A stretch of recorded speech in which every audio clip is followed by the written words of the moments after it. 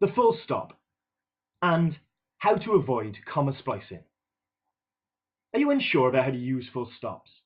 Or are you using commas when you should actually be using full stops, also known as comma splicing? Maybe you just haven't got a Scoobies about this most basic and essential of punctuation, the full stop. Let's sort you out then. The most simple way to put it is that a full stop marks the end of a sentence. The next sentence always starts with a capital letter. Let's be crystal clear here for the lazy writers out there. Full stops and capital letters go hand in hand. The start of any sentence your ballpoint or fancy fountain pen your nan got you for Christmas writes on the page will always start with a capital letter. Then, for every sentence that comes to an end with a full stop, you will always have a capital letter right after it. But how do I know when my sentence comes to an end? Well, let me help you out there. Firstly, think of a sentence as one thought or idea. When I finish my thought or idea, I plonk a full stop at the end so everyone knows that thought or idea is done and it's on to the next one. For example, take these couple of sentences. I love a McDonald's Happy Meal. The toy is pretty much the reason I buy one.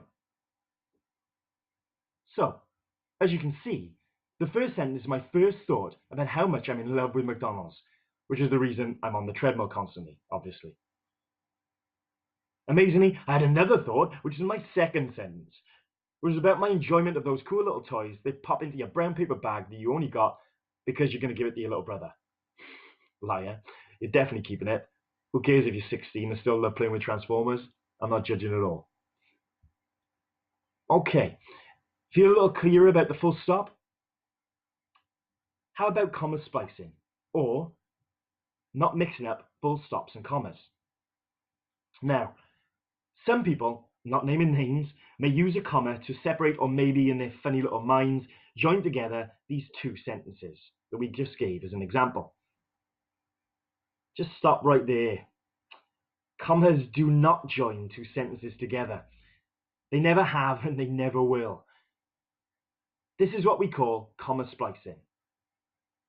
Imagining that we can join two sentences together with a full stop, but it just doesn't work.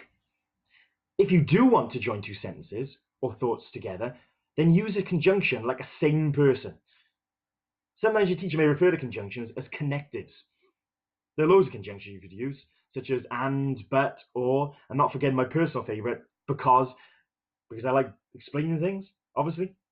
Yeah. Here are a few punctuation hacks if you keep missing out where you need full stops, or you're sprinkling commas all over the place like a crazy person. Number one, get in the habit of proofreading your work.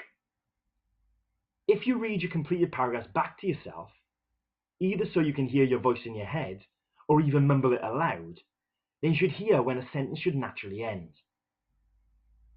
This will probably bring back memories of advice from your primary school teachers, Miss Battleaxe or Mrs. Honeyblossom, where they told you to use a full stop when you need to take a breath. Try reading 5 or 6 lines from something you've written without pausing for breath. And be careful not to pass out from lack of oxygen. That's why full stops are literally lifesavers and essential to give you a brief pause to catch your breath when reading something which is more than a line or two in length. Number 2, try oral rehearsal, which basically means that you should rehearse the sentence you want to say either aloud or in your head before putting pen to paper. Good writers play around with sentences, changing the words they could use in their order before they write anything on the page. Also, don't be afraid to neatly cross things out if what you've written isn't quite clear enough or doesn't say exactly what you mean. Number 3, a little cheat is to remember that sentences often begin with words that tell the reader the subject of the sentence, such as a person's name, as in Bob, or the name of a place, as in maybe Ely. They can also be words like I, we, he, she, they, pronouns basically, and articles like the and a, as in the hamster was massive, and a hamster should be no match for a hungry cat, unless the hamster is massive and clearly lifts a lot of weight in his local gym. For more advice about what makes a grammatically complete sentence, check out the video about simple, compound, and complex sentences.